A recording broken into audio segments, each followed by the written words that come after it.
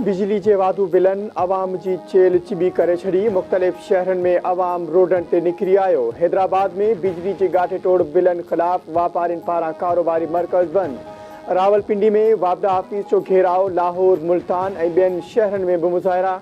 शहरिन जो चवणु आहे त महीने जे समूरी आमदनी बिजली जे बिलन में हली वञे थी। घर जो ख़र्च किथां पूरो कयूं? हुकूमत पारां बिलन में हद खां वधीक इज़ाफ़ो आवाम सां वॾी नाइंसाफ़ी आहे। बिजली जे बिलन ते फौरी तौर रिलीफ फराहम कयो वञे। वज़ीर आज़म जी सदारत हेठि बिजली जे बिलन बाबति आला सतही इजलास अॼु ॿीहर थींदो। जुलाई जे वधीक बिलन वारे मसइले ते वॾनि वज़ीरनि सां मुशावरत थींदी। गुज़िरियल ॾींहुं इजलास में निगरान वज़ीर आज़म अनवार उल हक काकड़ बिजली जे अघनि में घटिताई लाइ ठोस क़दम खणण जूं तजवीज़ूं तलब कयूं हुयूं।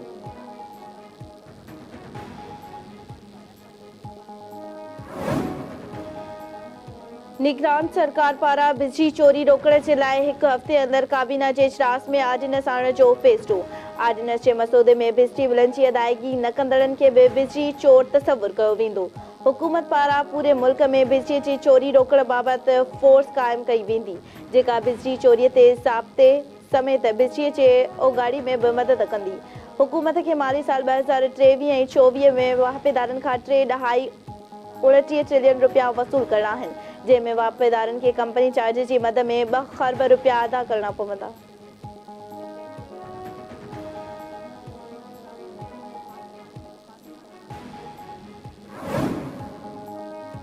तवानाई वारे अॻूणे सूबाई वज़ीर इम्तियाज़ शेख चयो आहे त अवाम में बिजली जा गरा बिल अदा करण जी ताक़त नाहे रही। महांगाई ऐं बेरोज़गारी अॻु ई अवाम जी चेल चिबी करे छॾी आहे। निगरान सरकार फौरी तौर बिजली जी क़ीमत में 15 खां 20 रुपयनि ताईं घटिताई करे। घरेलू वापेदारनि लाइ रिलीफ जी हद 200 यूनिट खां वधाए 300 यूनिट कई वञे।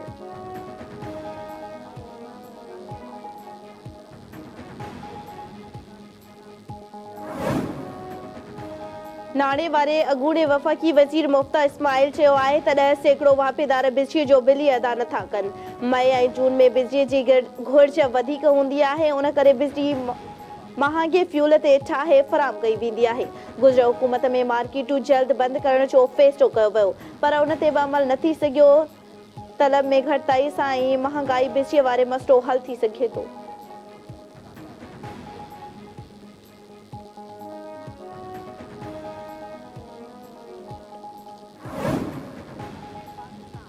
इलेक्शन कमीशन पारां आम चूंडुनि जे हवाले सां सियासी पार्टियुनि सां मुशावरत जारी। इलेक्शन कमीशन ऑफिस पहुची इख़्तियारियुनि सां मुलाक़ात। जमायत इस्लामी जे वफ़द जी बि इलेक्शन कमीशन जे इख़्तियारियुनि सां मुलाक़ात। मुल्क में नई तकबंदियुनि ऐं चूंडुनि जी फ़हरिस्त ते मुशावरत। इलेक्शन शेड्यूल ऐं ज़ाब्ता इख़लाक़ ते अमल दरामद समेत ॿियनि मामलनि ते बि सलाह मशवरा।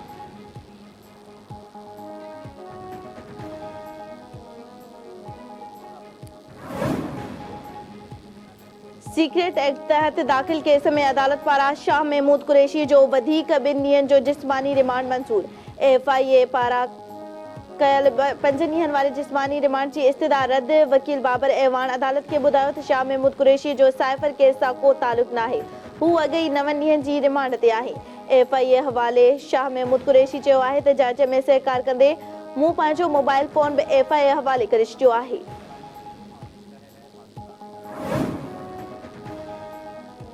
इस्लामाबाद जी दहशतगर्दी तोड़ अदालत पारां अॻूणे वफ़ाक़ी वज़ीर श्री मज़ारी जी धीअ ईमान मज़ारी ऐं अॻूणे MNA अली वज़ीर जे 63,000 रुपयनि जो बजट करे ज़मानत मंज़ूर। दहशतगर्दी तोड़ अदालत में धमकियूं, चिड़ ॾियारण ऐं बग़ावत केस जी ॿुधणी दौरान प्रोसिक्यूटर चयो त ईमान मज़ारी जे जलसे में 1000 खां वधीक माण्हू शामिल हुआ। ईमान मज़ारी जलसे में तक़रीर दौरान बग़ावत वारी ॿोली इस्तेमालु कई।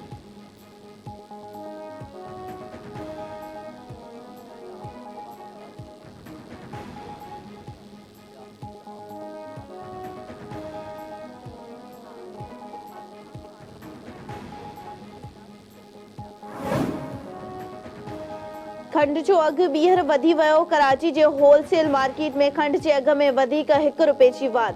खंड जी फ़ी किलो क़ीमत 157 रुपयनि ताईं पहुची वई। अगस्त महीने दौरान खंड जे अघ में 23 रुपयनि ताईं वाध थी चुकी आहे। कोयटा में बि खंड जी क़ीमत में 10 रुपयनि जी वाध। खंड जी फ़ी किलो क़ीमत वधी 170 रुपया थी वई।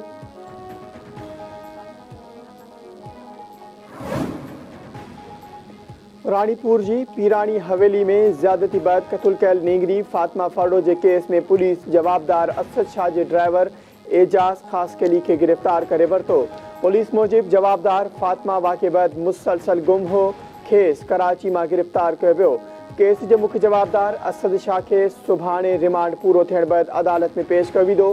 केस में नामजद असद शाह की घरवारी हिना शाह और सोहरो फयाज थिया अञा ताईं रूपोश।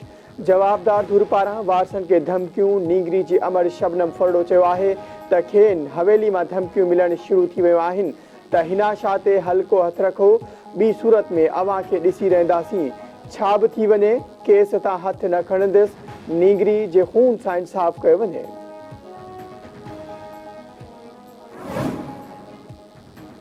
ऐं कराची के इलाइक़े कोरंगी में रेंजर्स ऐं पुलिस की गॾियल कार्रवाई भत्ताखोरी में मुलवस 4 जवाबदार गिरफ्तार। तर्जमान मूजिब गिरफ्तार जवाबदारन में मोहम्मद बिलाल उर्फ सरदार, लेडी खान उर्फ हैदर भुगची, आबिद अली, जमील अहमद शामिल आहिनि। जवाबदारन चमड़ा चोरंगी, गुदाम चोरंगी, बिलाल कॉलोनी ऐं भर पासे में क़ाइम फैक्ट्री मालिकनि खां भत्तो वसूल कयो।